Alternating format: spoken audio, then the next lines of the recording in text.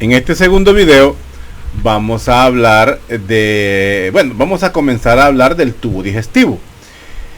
Comenzaremos hablando sobre el esófago y el estómago. En el video anterior pues hablamos sobre el peritoneo, vimos las diferentes capas del peritoneo, los pliegues peritoneales, las proyecciones del peritoneo, donde hablamos del epiplón, del mesenterio, ¿verdad? Y de los ligamentos propios del peritoneo, funciones que tiene y la irrigación propia cómo cursa la irrigación de las vísceras abdominales dentro del peritoneo, específicamente en el mesenterio y en el meso, de los cuales hablamos. Ahora hablaremos sobre las vísceras propiamente y comenzaremos hablando sobre el tubo digestivo hasta terminar con el recto, y luego hablaríamos de algunas vísceras sólidas, de las vísceras sólidas que encontramos al interior de la cavidad abdominal. Así que con eso comenzamos hablando del tubo digestivo. Permítanme un momento. Ok. Permítanme un momento. Ok, aquí está. Entonces, vamos a hablar pues que el tubo digestivo pues es un subconducto alimentario, por decir así, a todo lo que es el tracto digestivo, y en sí pues es la parte tubular del tubo digestivo, de lo que vamos a hablar en este momento, o sea, todo lo que va desde el esófago hasta llegar al recto. Ahora bien, mejor en su momento voy a explicar algo sobre el esófago. Entonces vamos a ver que este se extiende desde la cavidad bucal hasta pues el recto, hasta el ano. Eso es todo el tubo digestivo. Las alicuotas, o mejor dicho, las porciones de alimento que se degluten, que se tragan, ¿verdad?, desde la cavidad bucal, van a entrar pues en todo este conducto alimentario para batirse, licuarse y por supuesto pues digerirse.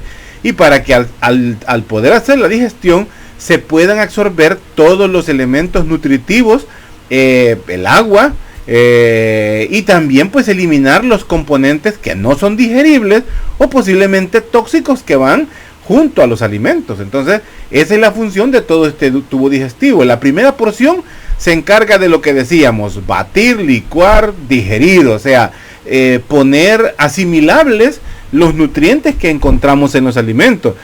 La porción intermedia se encarga pues de esa absorción, y la parte final o la distal del tubo digestivo es la excreción, es donde se forman pues las heces, que es todo el producto de desecho que no tiene una función nutritiva y pues que va a expulsarse en la defecación.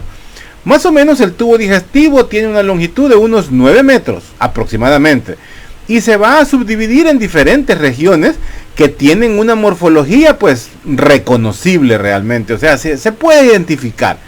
Tenemos pues un esófago, tenemos una dilatación inferior al esófago que es el estómago, luego tenemos un tubo de consistencias variables, de estructura variable, que es el intestino delgado, el cual pues se subdivide en un duodeno, que es la primera porción, un yeyuno y un íleon, que es la parte terminal del intestino delgado.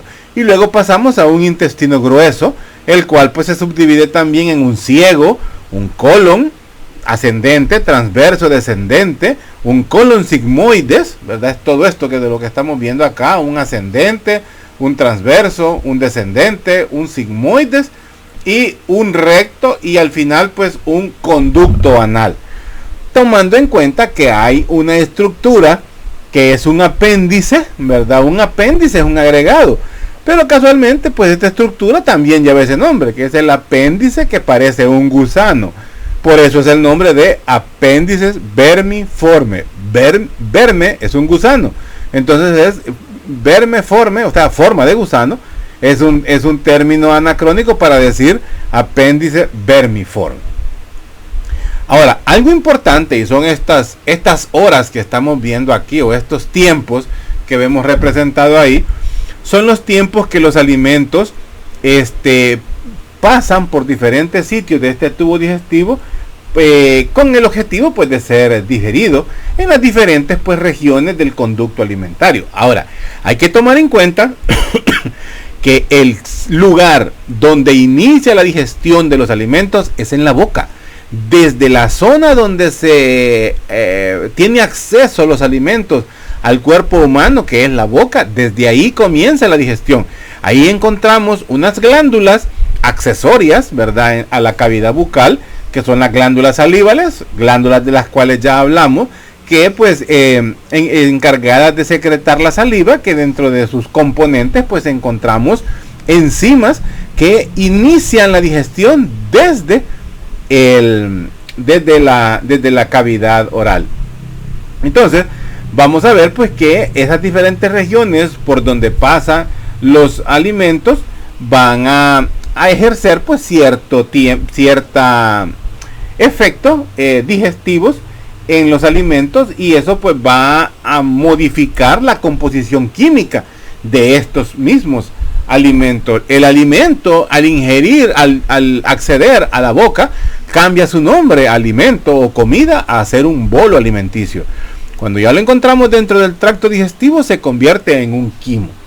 Entonces vamos a ver pues que esos cambios en la composición química se realizan pues gracias a las enzimas digestivas, al peristaltismo, a la misma masticación en la boca, al peristaltismo en el intestino. Entonces a diferentes factores que hacen pues que irle cambiando la composición pues a los alimentos, y de ahí dependerá el tiempo que transcurren dentro de esos lugares. Por ejemplo, el tiempo que se tardan los alimentos en el esófago es aproximadamente de 5 a 10 segundos. Es el tiempo que tarda, es decir, en bajar desde el istmo de las fauces hasta llegar al estómago, 5 a 10 minutos. Perdón, 5 a 10 segundos.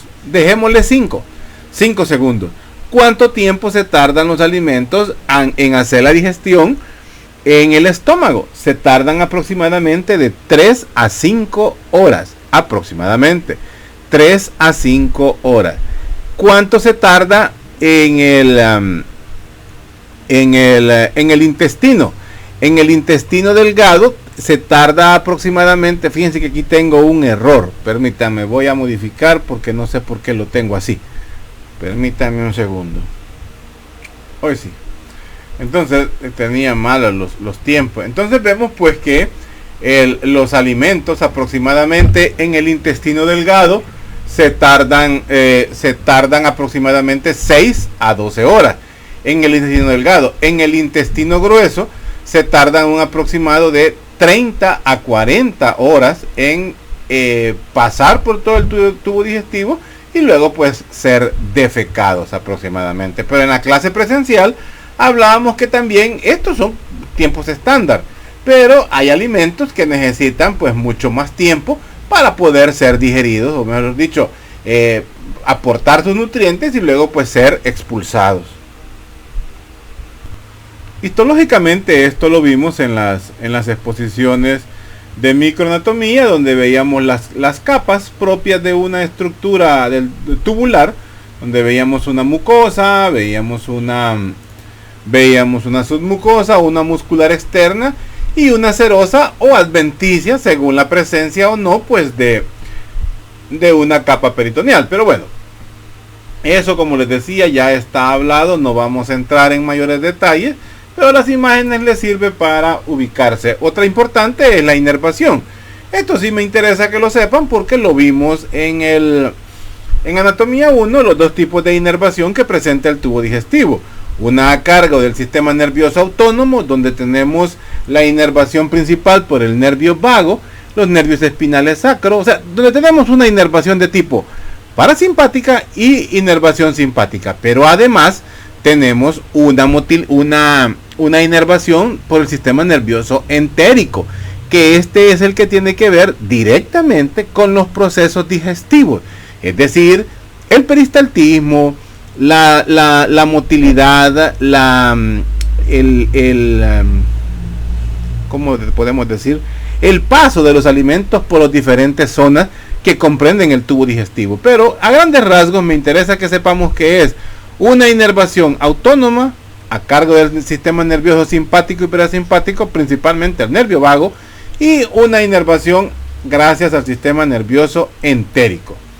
Hablemos entonces del esófago y el estómago. Cuando les hablaba de que íbamos a tener un reparo en lo que era el esófago, era que sabemos que el esófago pues inicia en la unión con la faringe, específicamente en la zona de la laringofaringe. Es donde se une pues al esófago. Ese esófago que está desde esa zona hasta atravesar el yato esofágico en el diafragma, eso es el esófago torácico. Esa parte ya la hablamos, lo hablamos cuando vimos la clase de mediastino, cuando veíamos la ubicación del esófago tanto en el mediastino superior como en el mediastino posterior. Entonces veíamos la presencia del esófago, lo veíamos pegado a la columna vertebral, adosado por detrás de la ¿cómo se llama? De la tráquea, aledaño pues al transcurso de la arteria aorta, y que próximo al diafragma pues se adelantaba, por decir así, hacía una curvatura, una semicurvatura hacia adelante o una semicurvatura anterior, y ahí pues perforaba la porción muscular pues del diafragma. Entonces ese es el esófago torácico. Eso no lo vamos a hablar. Solo vamos a hablar del esófago abdominal, es decir, el esófago que está presente desde el diafragma hacia abajo. Es un tramo muy corto. De esta parte lo que sí nos interesa hablar es de los esfínteres. Y aquí hablaríamos del esfínter esofágico inferior, que está compuesto por dos fibras: fibra lisa, que es propio del esófago, y fibra estriada, que es un aporte del diafragma. Entonces esta zona es lo que se conoce como el cardias, y en esta unión, que es la unión gastroesofágica, es donde encontramos o también se le conoce como la unión escamocolumnar. Es una zona donde el epitelio cilíndrico simple, que es propio del esófago, tiene un cambio a un epitelio plano estratificado, que es una modificación en esa zona para dar paso hacia también otro epitelio, que puede ser cilíndrico simple o cilíndrico con cilios, que encontramos en la mucosa gástrica. Entonces, de este es el del que hablamos. Vamos a ver pues que es una zona que es inervada por el nervio vago, ¿verdad? Que nos acordamos también cómo estaba la inervación gracias al plexo esofágico. Ese plexo esofágico todavía sigue inervando hasta la zona del cardias, o sea, esta zona donde encontramos el esfínter esofágico. Entonces, el esófago abdominal inicia en el orificio diafragmático, es decir, en el yato esofágico. Además, esa parte del esófago está irrigada por arterias, ¿verdad?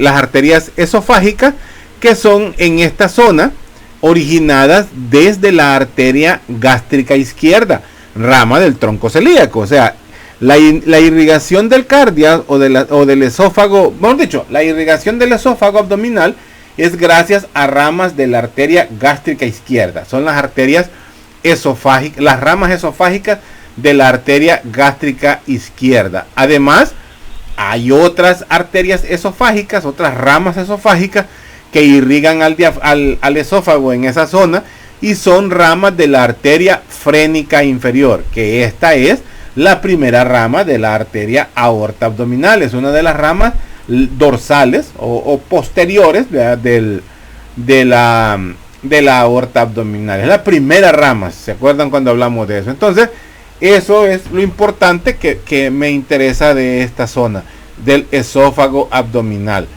que ya es pues la conexión directa pues con el estómago. Aquí encontramos la unión escamocolumnar o la unión gastroesofágica. El epitelio pues cambia en esta zona y se le conoce como el cardias. Hablamos de esto, es microanatomía, ya dijimos que no vamos a entrar en reparo de eso. La histología propia del esófago, ¿verdad? Que es en esta zona, ¿verdad? Que es la zona ya a la entrada hacia el estómago, es el antro del estómago, pues ya es un epitelio plano, ahí es donde cambia la estructura, pero esto es micro. Vean los esfínteres, esta zona es la del esfínter esofágico, los esfínteres gastroesofágicos, que es donde encontramos la unión. Este es el cambio que le quería que viéramos, como es un epitelio cilíndrico y entra en un epitelio plano con diferentes pliegues. Y esta es la zona realmente cambio de la unión escamocolumnar. Esta es la unión escamocolumnar. Y aquí vemos los dos diferentes tipos de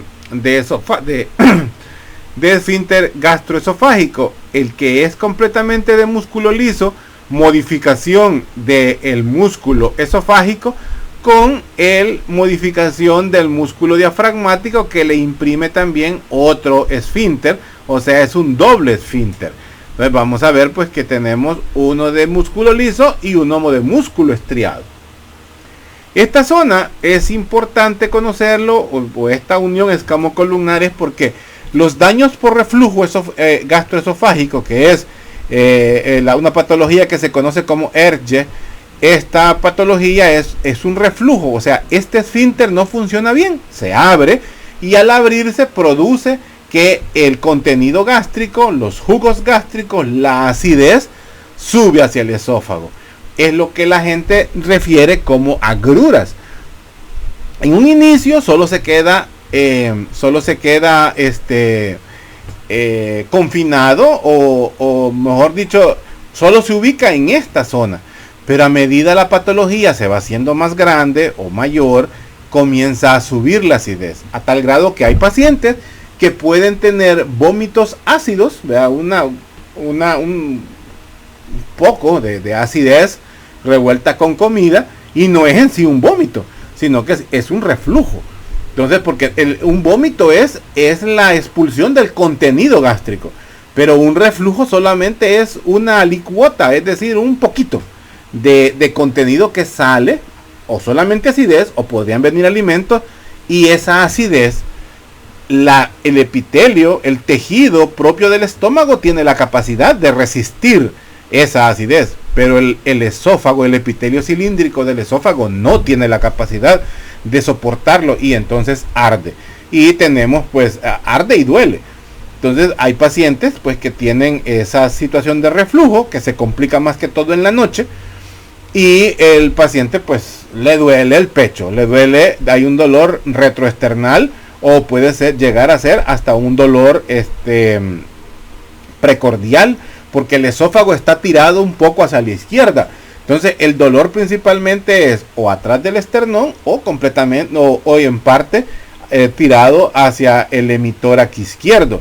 Pudiera confundirse con un infarto al corazón, un infarto agudo al miocardio, y realmente lo que tiene el paciente es reflujo. Entonces es importante conocer, porque aquí es donde comienza la patología, pero se puede extender hasta todo el esófago. Inicia como una situación que se llama esófago de Barrett, que simplemente es un endurecimiento de todo el epitelio y todo el tejido esofágico distal, el cual se va complicando proximalmente, y puede ser el asentamiento de un futuro cáncer. Entonces eso es lo importante a saber. Además, en esta zona pueden haber hernias del hiato, parte del esófago abdominal pudiera salirse a través del diafragma y volverse torácico. Esa es una hernia del hiato. Puede haber situaciones como la acalasia, que son también daños en el epitelio escalocolumnar, la esofagitis por reflujo, el esófago de Barrett principalmente. Veamos entonces el estómago. El estómago pues es una estructura, como ustedes pueden constatar, es una estructura que tiene una forma de saco, que en estado en reposo, pues en el adulto medio tiene un volumen aproximado de 50 ml. Imagínense una colonia vea, una colonia de 50 ml, o sea, de las más pequeñas, vea, pero, o sea, esa es la capacidad de 50 ml, ese es el volumen, pero completamente distendido puede llegar a albergar hasta 1500 ml, es decir, litro y medio, vea, específicamente hablando líquidos disueltos, sólidos disueltos en líquido, puede llegar a albergar hasta 1500 ml de alimentos y de jugo gástrico al interior. O sea, es tan pequeño como 50 ml, pero tiene la capacidad de distensión para albergar hasta 1500 ml. Vamos a ver que el estómago se divide en 4 regiones. Una región que se llama cardias, que es la que donde ubicamos la unión gastroesofágica, es el cardias, el cual pues rodea todo el orificio de entrada del estómago, es decir, también donde ubicamos al esfínter gastroesofágico, es el cardias.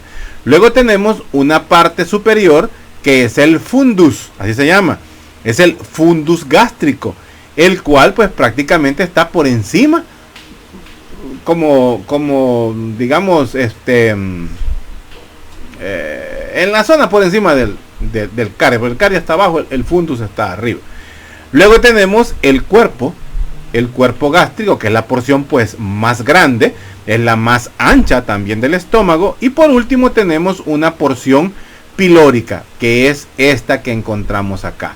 Entonces esta porción pilórica pues se subdivide en un antro pilórico, que es esta parte. El antro es como por decir el atrio o el lobby, pues así como el lobby de un hotel, o sea, la entrada, el recibidero, la sala, por decir así, es el antro pilórico, y el canal pilórico, que es la parte distal del estómago. Ya en el canal pilórico pues vamos a ubicar el esfínter pilórico, que es otro que nos ayuda a mantener los alimentos al interior del estómago. Entonces vemos que son 4 partes: cardias, fundus, cuerpo y píloro, o mejor dicho, porción pilórica, así le vamos a decir, porción pilórica.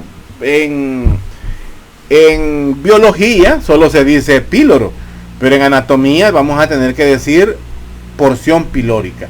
Ya tenemos el cardias, el fundus, el cuerpo y la porción pilórica. Esas son las 4 regiones. Ojo, regiones que encontramos en el estómago. Las regiones. Ahora, cuando hablamos de las partes, vamos a hablar específicamente de curvaturas y de escotaduras y de incisuras. Esas son las partes. Vamos a tener que es la curvatura mayor, es esta.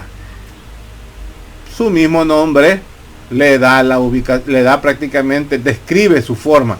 La curvatura mayor, que en esta curvatura mayor es, por ejemplo, donde encontramos la inserción, por ejemplo, del ligamento gastroesplénico para el vaso, que lo vamos a encontrar lateral izquierdo, y también donde se inserta el omento o el epiplón mayor, ¿verdad? El epiplón mayor se inserta en la curvatura mayor y la primera porción del duodeno, ¿se recuerdan, verdad? Entonces, aquí encontramos, esto es la curvatura mayor del estómago. Luego vemos la curvatura menor del estómago, o sea, esta es la curvatura menor, que es donde encontramos la inserción del omento o del epiplón menor.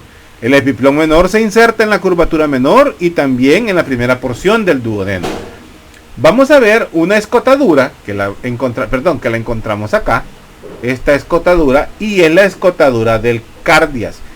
Esta escotadura es el ángulo superior, el cual se forma entre el esófago y el fondo del estómago, o sea, el fundus o fondo del estómago.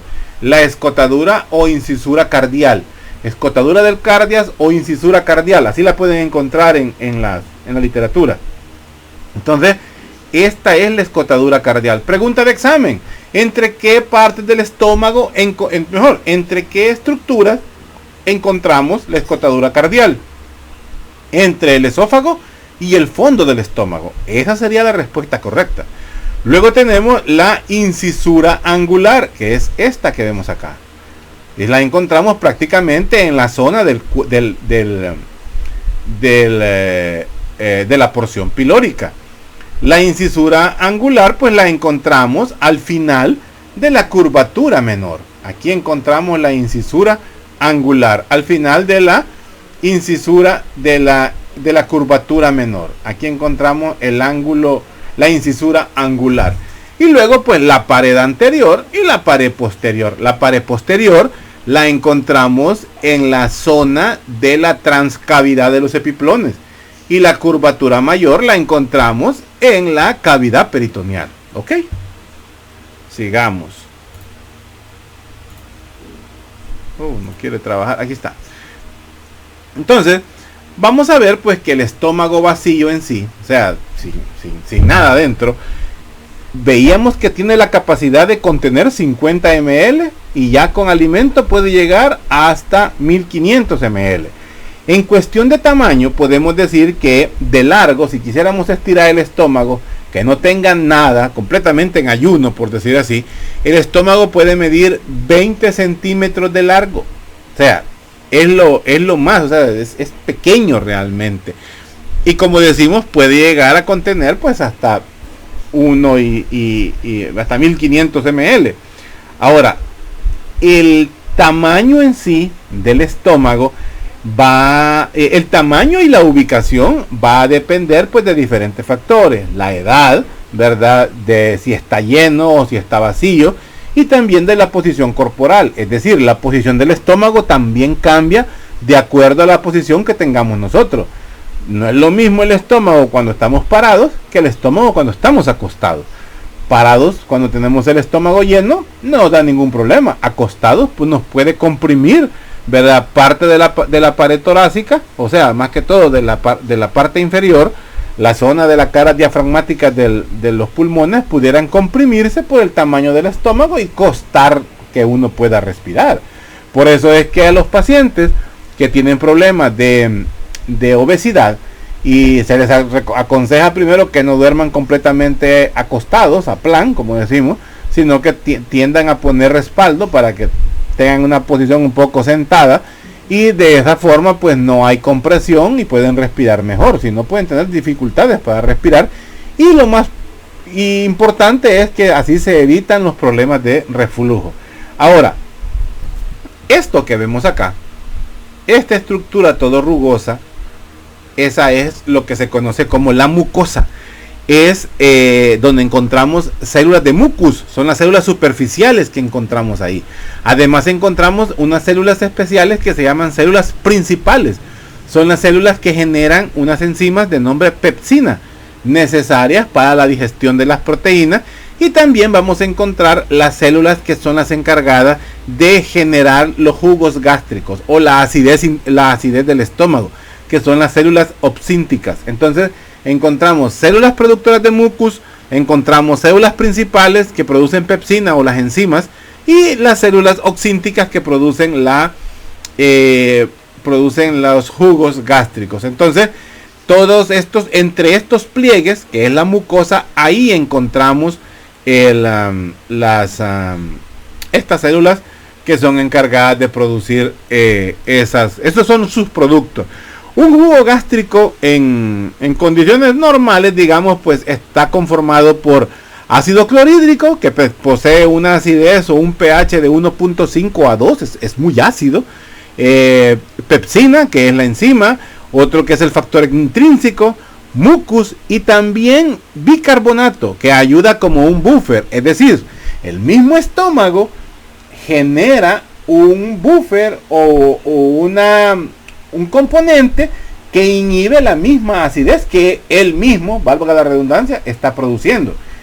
En pacientes con problemas de acidez, este buffer deja de funcionar. Por eso, antiguamente, estoy hablando de pacientes de hace 30 años, 40 años, que no existían los inhibidores de bomba, como son el omeprazol, pantoprazol, lansoprazol, esomeprazol y todos los prazoles que van a seguir saliendo, que según indicaciones específicas. Por ejemplo, el pantoprazol es para problemas de úlceras, el esomeprazol es para pacientes que tienen problemas de reflujo, el lansoprazol es para pacientes que inician problemas gástricos, el omeprazol es cuando tienen tienen gastritis crónica. O sea, tienen diferentes usos. Les menciono esto porque muchos de sus familiares o ustedes mismos ya toman estos medicamentos de forma indiscriminada y posiblemente están complicando más una gastritis. Pero bueno, antiguamente lo que se utilizaba era bicarbonato. Era muy común que los pacientes compraran por libra este producto y lo mezclaban con agua. Actualmente lo siguen utilizando. Es más, hay pacientes que eso se les deja, o sea, porque es digamos un efecto natural. El mismo estómago produce bicarbonato. Además, la producción de bicarbonato por el estómago en condiciones normales es lo que nos da el sueñito, ¿verdad? El sueño, como un bajón, como dice la gente, inmediatamente después de una comida. El bicarbonato que se libera hacia el intestino genera y penetra a la sangre, se absorbe y pues genera cierta somnolencia, digamos, ¿verdad? Que algunas personas pues tienen la costumbre de hacer una siesta, como se dice, después de ingerir, pues más que todo el almuerzo. Así es que el bicarbonato pues es algo natural que se produce. Bueno, también tenemos la submucosa, que es la parte que está por abajo de la mucosa, más que todo es tejido conjuntivo conectivo laxo, ¿verdad? Tiene bastantes células de defensa como linfocitos. Además hay presencia de células plasmáticas como glóbulos rojos, o sea, hay bastantes vasos sanguíneos, vasos linfáticos. Por eso una lesión de la mucosa del estómago inmediatamente puede tener sangrado. Si es un sangrado de la zona del cuerpo, del estómago, y se logra vomitar, ¿verdad? Que es hematemesis, la sangre se va a ver roja rutilante se puede ver. Eso se los explicaba en la clase presencial. Pero si ya es un sangrado de la zona del píloro o de la porción pilórica, la sangre se ha mezclado con acidez, eso puede provocar un vómito y le llamamos vómito en pozol de café. El paciente vomita como que si es el chingaste que queda en la cafetera del café, y eso es sangre que está revuelta con ácido gástrico, pero es señal de un sangrado de tubo digestivo superior, porque está por arriba del duodeno. Eso es parte de cirugía, no viene al caso ahorita.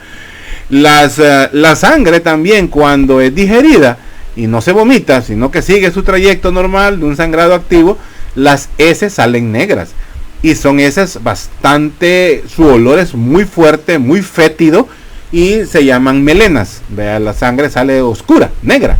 Entonces es por la presencia de sangre. Muchas veces es por una úlcera que se ha provocado en el estómago, una úlcera gástrica. Luego pues tenemos las 3 capas de músculo que presenta el estómago. Esto que vemos acá son 3 capas, una oblicua, una circular y una longitudinal. Y estas pues se presentan abundantes fibras nerviosas, principalmente el plexo de Auerbach. Ojo con eso, plexo de Auerbach, el cual es el que coordina las contracciones propias del estómago para hacer la digestión de los alimentos. Y la última capa que presenta pues es la serosa, la parte externa, la que está cubierta por peritoneo. Entonces esta es similar a todas las demás partes del tubo digestivo. Y luego pues se continúa pues con el peritoneo propio de la cavidad abdominal y su peritoneo, el peritoneo visceral propiamente. Sigamos. El estómago, como una estructura que encontramos en la parte media, digamos, del cuerpo humano, pero específicamente en la zona, ubicado pues por abajo del diafragma, digamos que está en una posición central. Entonces vamos a ver que el estómago tiene diferentes relaciones. Anteriormente se relaciona pues con el diafragma, ¿verdad? Esta es la cara anterior. Entonces el diafragma, aquí se ha seccionado el diafragma. El diafragma, su cúpula llega a cubrir todo esto. Entonces tiene una relación anterior con el diafragma, relación anterior con el hígado, con la pared abdominal, que tiene contacto con la pared abdominal, y también pues con el colon transverso. O sea, esas son las relaciones anteriores del estómago. También vamos a ver que tiene una relación posterior. Sabemos que este es el estómago, esto es la transcavidad de los epiplones. Entonces el estómago posteriormente tiene relaciones con la glándula suprarrenal izquierda, ¿verdad? Vamos a ver que tiene relación con la glándula suprarrenal izquierda, o sea, la parte posterior tiene relación con la glándula suprarrenal izquierda. Esto es el riñón izquierdo, o sea, con el polo del riñón izquierdo. Entonces tiene contacto con la glándula suprarrenal izquierda. Tiene también relación con el riñón izquierdo, que es el que porta a la glándula, con el páncreas también, con el mesocolon, vea el mesocolon transverso, tiene contacto, y también tiene relación con el vaso. Estas son las relaciones posteriores, es decir, con los órganos en los cuales tiene contacto su pared posterior. Luego también pues que tiene algunas relaciones peritoneales, o sea, con el peritoneo específicamente, tanto con el peritoneo parietal, perdón, no es en sí con el peritoneo pues es el que lo cubre. Se refiere principalmente a los pliegues peritoneales o a las reflexiones del peritoneo, y ahí es donde encontramos a estructuras como los ligamentos, el ligamento gastrohepático, el ligamento gastrofrénico que va hacia arriba, el ligamento gastroesplénico que viene hacia la zona del vaso, y me falta uno que es el ligamento gastrocólico. Son engrosamientos del peritoneo. Entonces esos engrosamientos del peritoneo son los ligamentos. Los vimos, los 6 ligamentos que describimos en la clase, en la primera parte del peritoneo. Entonces aquí vemos que el estómago tiene esas relaciones con el peritoneo, y es gracias a los ligamentos gastrohepático, gastrofrénico, gastroesplénico y gastrocólico. La irrigación arterial del estómago, ¿verdad? Que esto es redundancia, voy a decir irrigación arterial. Bueno, hay irrigación venosa, es verdad, entonces mejor no digo nada. Entonces tenemos una irrigación que viene dada pues por la arteria gástrica derecha, la arteria gástrica izquierda, hay una arteria gastroomental, ¿verdad? Tanto derecha e izquierda, y también una arteria gástrica posterior. Además, la arteria frénica ayuda también a darle irrigación al estómago. Entonces, vamos a ver que de la arteria gástrica derecha, que es rama de la arteria hepática propia, vamos a ver que nos da la rama pilórica, o sea, la zona del cuerpo pilórico o de la porción pilórica es irrigada por la arteria pilórica, rama de la gástrica derecha. Esto apréndanselo. Luego tenemos la arteria coronaria estomáquica. La arteria coronaria estomáquica se le llama así porque irriga a todo el estómago, y coronaria porque le hace una corona. Se hace tanto en la pared posterior como a la pared anterior del estómago, y es gracias a la gástrica izquierda, rama directa, la más pequeña de, aquí está, del tronco celíaco, ¿ok?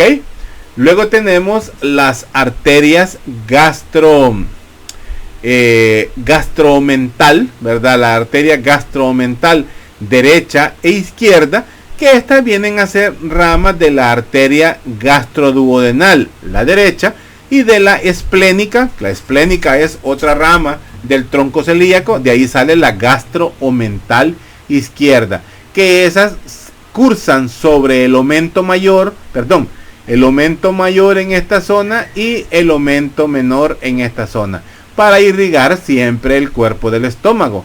Gastroomental derecha, por eso llevan el nombre de omental, porque están en el omentto. Gastroomental derecha, rama de la gastroduodenal, y la gastroomental izquierda, rama de la arteria esplénica. Luego tenemos la arteria gástrica posterior, que nos va a irrigar todas las partes posteriores del cuerpo del estómago, que es rama de la arteria esplénica, que esta arteria puede o no estar presente, porque la misma arteria coronaria estomáquica puede dar irrigación a toda la parte posterior del estómago o solo a una porción, y entonces estar presente la arteria gástrica posterior. Luego tenemos la arteria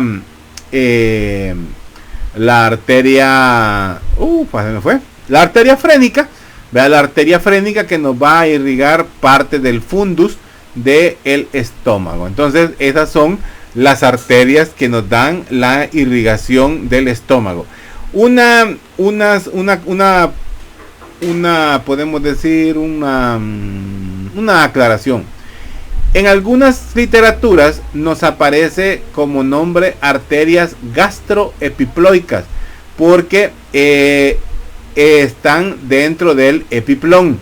Es la misma gastromental. Yo lo he dicho como gastroepiploica, derecha e izquierda. La derecha dije que era rama de la gastroduodenal y la izquierda es rama de la arteria esplénica.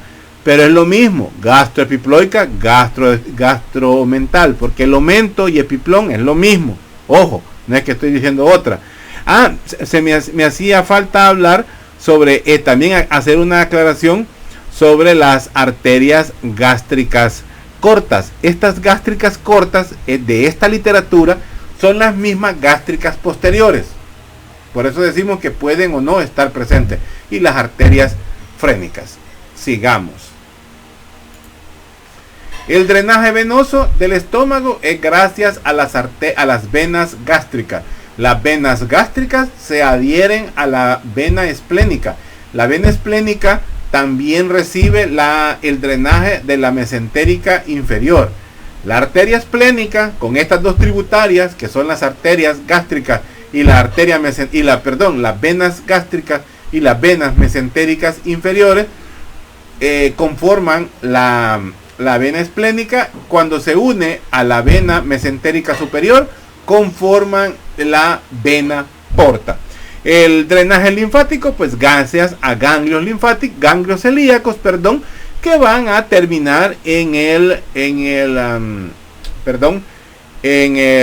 los ganglios celíacos son los mismos troncos intestinales que junto a al tronco lumbar ascendente conforman el lumbar ascendente derecho, conforman la cisterna del quilo, o me fue el nombre, pero cisterna del quilo, que vemos así ahorita. Entonces, ese es el drenaje linfático. La inervación, el plexo celíaco, que es el plexo que se encarga del sistema nervioso neuroentérico, y el plexo vago, ¿verdad? Que la inervación, pues, que nos ayuda con la función nerviosa autónoma. Es la inervación del estómago. En la histología, pues solo vamos a hablar, pues, cómo se ve la mucosa. Esta es una imagen de una gastroendoscopía, ¿verdad? Para que veamos cómo se ve la mucosa en condiciones, pues, normales. Las diferentes células que encontramos en la mucosa gástrica, de revestimiento, regeneradora, del cuello, oxínticas, simógenas y enteroendocrinas, ¿verdad? Que son las células propias que encontramos ahí. No voy a hablar mucho de eso. Las capas musculares, ¿verdad? La que hablaba allá cuando en macro, la oblicua, que es la interna, la circular, que es la media, y la longitudinal, que es externa. Esto sí me interesa que lo sepan. ¿Cómo es la distribución de la capa muscular del estómago? Porque esto sí lo vimos en la clase, en la parte de macro. Lo vimos, quiero ver, aquí lo vimos. Aquí lo vimos cuando hablamos del músculo. Entonces, ahora ya lo estamos viendo cómo es realmente la distribución de estas tres capas.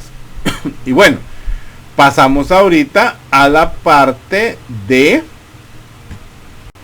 Vamos a pasar a la parte de los intestinos. Aquí vamos a seguir pues con la parte del tubo digestivo siempre. O sea, ya comenzamos a hablar del intestino delgado. Cuando decimos intestinos, o más que todo en anatomía, es más fácil, mejor dicho, se adopta el decir intestino cuando nos referimos a intestino delgado y colon cuando nos referimos a intestino grueso, porque esos términos de intestino delgado e intestino grueso son más que todo para biología, pero en el estudio de la anatomía y más que todo, o sea, del humano, pues verdad, de anatomía humana, utilizamos los términos de intestino para referirnos a duodeno, yeyuno e ilion, y colon para referirnos pues a el intestino grueso, con sus 5 porciones, ¿verdad? Ascendente, transverso, descendente, sigmoide y el recto. Entonces, ojo con esto, el ano en sí, ¿verdad? Es, o sea, todo lo que conforma el colon es desde el apéndice vermiformes, que está aquí, pasando por el ciego, colon ascendente, transverso, descendente, sigmoides, recto y la parte final, ano. Entonces todo eso es el colon. Entonces de aquí en adelante pues pueda que yo ya no diga intestino delgado, sino que solo diga intestino y me estoy refiriendo específicamente a duodeno, yeyuno e ilion. Pero les explico por qué es que no decimos intestino delgado ni decimos ya intestino grueso. Porque como nombre propio, intestino, de duodeno, yeyuno, ilion y colon, que es toda la parte gruesa del tubo digestivo. Entonces, cuando hablamos del intestino, vamos a hablar que este inicia específicamente en la zona del esfínter pilórico, específicamente desde el esfínter pilórico. No le hagan caso a eso que dice desde píloro. Desde el esfínter pilórico hasta la válvula iliocecal. Hasta ese momento es todo lo que se llama intestino. La zona del píloro, o sea, donde después del antro pilórico y, o sea, toda la porción pilórica, la porción terminal es el esfínter pilórico. Entonces, desde esa zona comienza el intestino y esa primera porción pues es el duodeno. La siguiente porción es el yeyuno y la última porción es el ilion. Y el ilion termina cuando se une al ciego. Es esta zona de acá. Entonces, en la zona ¿cómo se llama? En la zona de la válvula iliocecal, aquí tenemos la válvula iliocecal, hasta ahí llega el intestino. Sus 3 porciones, duodeno, yeyuno e ilion. Podemos decir, de forma estándar, podemos decir que el intestino puede medir entre 5 y 8 metros. Otra literatura dice entre 6 y 7 metros. Utilicemos esta. 5 a 8 metros. Claro, siempre hay que tomar en cuenta que va a depender del tamaño del cliente. Eso también tiene mucho que ver. Entonces, esto es microanatomía para hablar sobre las vellosidades que encontramos en el ¿cómo se llama? En el intestino. Son vellosidades, digamos, hay unas válvulas especiales que son las válvulas de Kerckring. Estas vellosidades intestinales se llaman villi. Vea que de todo esto nos hablaron sus compañeros en las clases de histología. Vamos a ver en esta zona también unas criptas especiales que son las criptas de Lieberkühn, pero no vamos a entrar en eso. Las capas musculares, las capas propias del intestino, la mucosa, submucosa, la muscular y pues al final pues encontramos pues la serosa. ¿Qué más? Esto es igual, vamos a ver células propias, ¿verdad? También del intestino, tal cual veíamos en el estómago. Y la enfermedad de la celíaca, no vamos a hablar de eso, que esto es por alteraciones en las vellosidades, que no pueden absorber proteínas los pacientes, más que todo las que vienen de la semilla del trigo, que es lo que hoy se ha hecho bien frecuente, que es la enfermedad del gluten, que tiene que ver con pacientes que no pueden digerir la avena, el sorgo, el centeno, la cebada. Entonces tienen esos problemas intestinales y padecen de mucho dolor, es una alteración de la absorción, les da mucho dolor y tienen problemas de defecación pastosa, brillante y diarreicas. pero sigamos adelante. Entonces, comencemos a hablar pues del duodeno. El duodeno pues es la primera porción del intestino. Es la porción pues más pequeña, ¿verdad? Tiene una longitud de aproximadamente 25 a 30 centímetros, una regla de las que usamos comúnmente, ¿vea? Con la diferencia que la luz, o sea, el interior del duodeno es la porción o es el más ancho de todo el intestino. O sea, la luz del duodeno es la más grande en comparación con el yeyuno y en comparación con el íleon. La luz del duodeno, pero la longitud del duodeno es la más pequeña. Solo son 25 a 30 centímetros. Presenta 4 porciones. Una porción bulbo duodenal, o sea, la del bulbo, es la porción que está inmediatamente después del esfínter del píloro, ¿verdad? Del esfínter pilórico. O sea, la primera porción del duodeno es el bulbo duodenal. La segunda porción es la prerrenal, esta de acá. La tercera porción es la horizontal. Y la última pues es la ascendente. Esta segunda porción, que es la prerrenal, es la importante porque ahí encontramos la desembocadura de el conducto de Wirsung y el conducto de Sartorini. Es donde encontramos la papila duodenal menor que está superiormente y la papila duodenal mayor que está inferiormente. En esta mayor encontramos el esfínter de Oddi y ahí mismo como desembocadura de el conducto de Wirsung con el conducto colédoco nos conforman la ampolla de Vater. En sí, ¿cómo se llama? Otra cosa, la segunda porción del duodeno es la que se conoce también como descendente. Es más frecuente encontrarla con ese nombre de descendente, aunque realmente esa segunda porción se encuentra, ¿cómo se llama? Se encuentra por delante del riñón derecho, la prerrenal. Pero en otra literatura lo van a encontrar como la porción o descendente del duodeno. La siguiente pues la horizontal y la última pues que es la porción pues ascendente. Completamente pues es la mayor parte es retroperitoneal. La primera porción y parte de la segunda se encuentran pues digamos al interior, por decir así, de la cavidad peritoneal. Pero la porción horizontal y la porción ascendente son completamente retroperitoneales. Estas primeras porciones o esta primera parte, tanto el bulbo duodenal como la porción descendente o la porción prerrenal también, el otro nombre, se encuentran en la cavidad peritoneal gracias a que un engrosamiento del omento menor lo mantiene unido con el hígado y esa estructura se llama ligamento hepatoduodenal. O sea, es un ligamento que mantiene unido al bulbo duodenal junto con la porción descendente o la porción prerrenal unidas al hígado gracias al ligamento hepatoduodenal. Es decir, que esa primera parte la encontramos en la cavidad peritoneal, pero la parte terminal de la porción descendente o de la porción prerrenal junto con la porción horizontal y junto con la porción terminal que es la ascendente, estas están por detrás del peritoneo, o sea, en la zona de la transcavidad de los epiplones.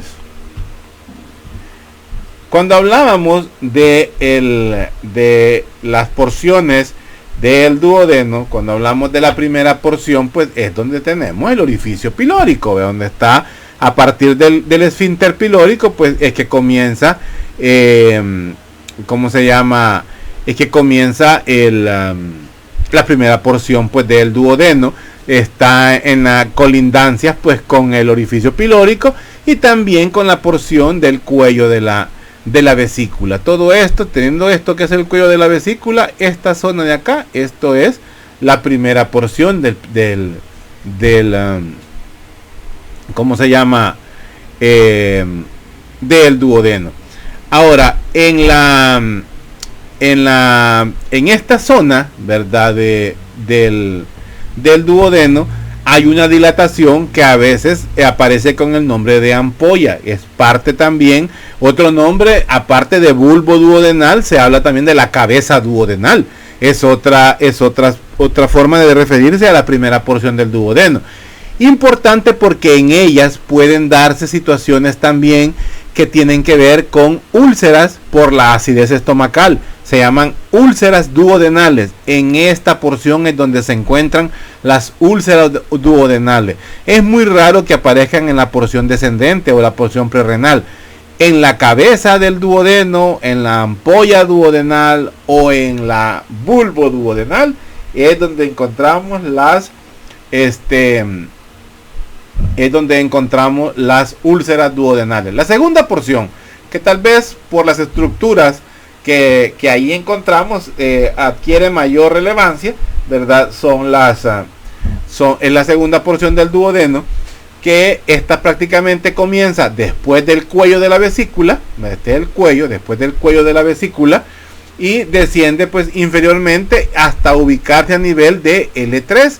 Imaginémonos que por aquí tenemos la vértebra lumbar número 3. Entonces esos son los límites, esos son las ubicaciones. La ubicación de la segunda porción del duodeno es desde el cuello de la vesícula, el punto de referencia del cuello de la vesícula, y la vértebra lumbar número 3. ¿Qué contiene? Lo que ya dijimos, la papila duodenal menor y la papila duodenal mayor. En ella pues es la entrada del conducto de la ampolla de Vater, que se conforma pues por la unión del conducto de Wirsung, que es junto con el conducto colédoco, que viene por la unión de los conductos hepáticos con el conducto cístico, que es de la vesícula biliar. Conforma el conducto colédoco, y vamos a ver que ambos se unen, tanto el pancreático principal, que es el de Wirsung, con el colédoco se unen. Ambos tienen sus propios esfínteres, ¿verdad? Pero su unión conforma pues la ampolla de Vater. Esta ampolla de Vater desemboca en la papila duodenal mayor, y en ella pues encontramos el esfínter de Oddi, que es el esfínter hepatopancreático, es el esfínter de Oddi. Ahora, la papila duodenal menor, aquí no la vemos, vea, aunque aquí está. La papila duodenal menor es la desembocadura del conducto de Santorini, que es el conducto pancreático accesorio. Este es el conducto pancreático principal y este es el conducto pancreático accesorio. Conducto pancreático principal junto a conducto colédoco, ampolla de Vater. Ampolla de Vater desemboca en la segunda papila del duodeno.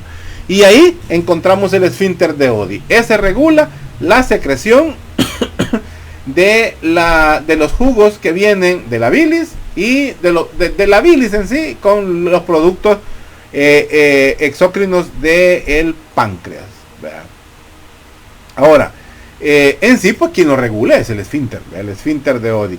La tercera porción, pues que es esta es la sección más larga. Ojo con eso, va desde desde la ubicación de la lumbar número 3 hasta el ángulo de Treitch, así se llama esto, que es donde hace la flexión el duodeno, el ángulo de Treitch, aquí en esta zona de acá.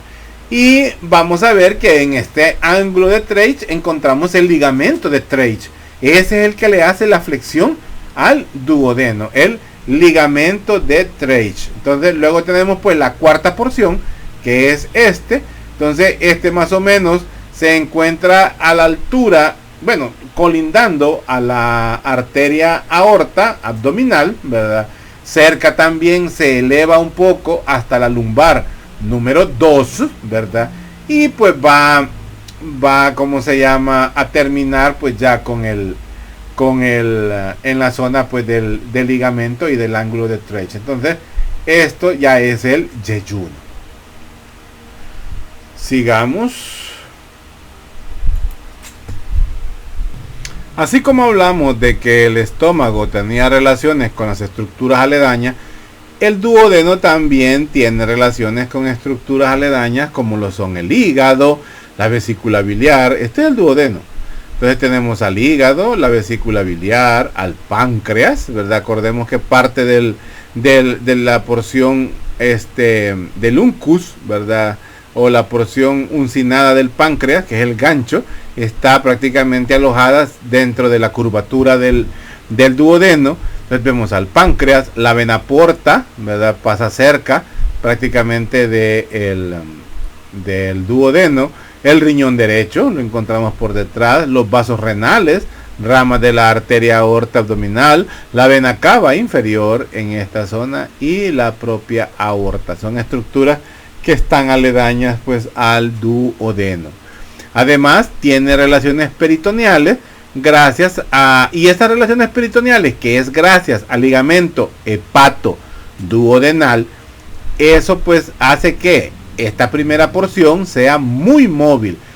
Es muy móvil porque tiene contacto directo con la porción pilórica. La porción pilórica es parte del estómago. El estómago es muy móvil cuando hace la digestión. Entonces el duodeno tiene que resistir esa motilidad que tiene el intestino. Y esa se la provee gracias a que está fijo hacia el hígado, gracias a un engrosamiento del peritoneo, que es el ligamento hepatoduodenal. Gracias a ese ligamento hepatoduodenal, la primera porción y una parte de la porción descendente o de la porción prerrenal están dentro de la cavidad peritoneal. Pero el resto, como vemos acá, se hace posterior. Al hacerse posterior, se hace retroperitoneal, es decir, en la zona de la transcavidad de los epiplones. Pregunta de examen: ¿quién permite que la primera porción del duodeno, parte de la segunda porción, estén dentro de la cavidad peritoneal? La respuesta es el ligamento hepatoduodenal, engrosamiento del epiplón menor. Esto ya lo explicamos, no vamos a entrar en mayor, ¿verdad? Hablamos que la segunda porción del duodeno es importante, son aproximadamente, se encuentra a una distancia de más o menos 7 centímetros del píloro, y en él pues desemboca el conducto colédoco junto al conducto pancreático, conformando pues la ampolla de Vater. Además también tenemos que desemboca en la segunda, en la papila duodenal mayor, pero también hay una papila duodenal menor, que es donde desemboca el conducto de Sartorini, que es el conducto accesorio del páncreas. Y dentro de la papila duodenal pues encontramos al esfínter de Oddi. Ya lo volví a explicar, tienen que habérselo aprendido ya. La irrigación, gracias a las arterias pancreato duodenal superior e inferior. Investiguen de dónde rama. Drenaje, la vena porta, ¿verdad? Bueno, aquí están viendo prácticamente de dónde es la irrigación. Y la inervación pues es gracias a fibras autónomas y fibras sensitivas del plexo mesentérico y del plexo celíaco, es decir, del sistema nervioso entérico o neuroentérico. Entonces vemos pues como ramas de la arteria hepática propia son las que nos dan estas ramas de la pancreato duodenal superior. También la arteria pancreato duodenal posterior, antero superior, y pancreato duodenal antero inferior. Estas ramitas, ¿verdad?, que también son las que nos ayudan a irrigar todo el duodeno. Algo en lo que sí me quiero detener es que toda esta irrigación, como ustedes pueden ver, hace anastomosis. En algunas ocasiones, y es más, las describimos, son ramas directas de la mesentérica superior. Estas pancreato, las que aparecen por abajo, la pancreato duodenal posterior inferior, pancreato duodenal antero inferior pueden ser ramas directas de la arteria mesentérica superior o ser siempre ramas de la hepática propia. Entonces, en materia de didáctica yo puedo preguntar, ¿ramas de quién son las que irrigan al duodeno? Como si son las arterias que lo irrigan, son las arterias pancreato-duodenales, o sea, porque tienen que ver con el páncreas y duodeno. Entonces son las pancreato-duodenales, póstero superior, antero superior, póstero inferior, antero inferior. Pero eso no tiene chiste. Lo importante saber es de dónde rama. Entonces son ramas de la hepática propia, rama del tronco celíaco o de la mesentérica superior directamente, que es la segunda rama anterior de la segunda rama de la aorta abdominal, sería la segunda rama anterior de la aorta abdominal. Así sería, la segunda rama anterior de la aorta abdominal. Y ahora comenzamos a hablar de intestino. Quiero ver el tiempo, cómo vamos. Estamos a 1:05. Vamos a hacer un receso en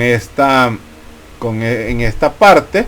Voy a hacer un receso para luego pues seguir con la última. Bueno, con la última parte no nos falta hablar todo el yeyuno ilion, luego hablar del colon, luego el hígado, luego vesícula, luego riñones. Entonces nos falta páncreas también. Entonces nos falta algo. Voy apenas por la diapositiva. Permítanme, quiero ver qué diapositiva vamos. Estamos con la diapositiva 64. Y pues como les decía, son 149. O sea que nos falta un resto todavía. Bueno, me quedo hasta aquí. Voy a hacer una pausa, ¿verdad? Para continuar luego hablando ya de la porción terminal, las últimas dos porciones del intestino. ¿Ok? Estudien, chicos, estudien bastante, estudian todo el ánimo, por favor.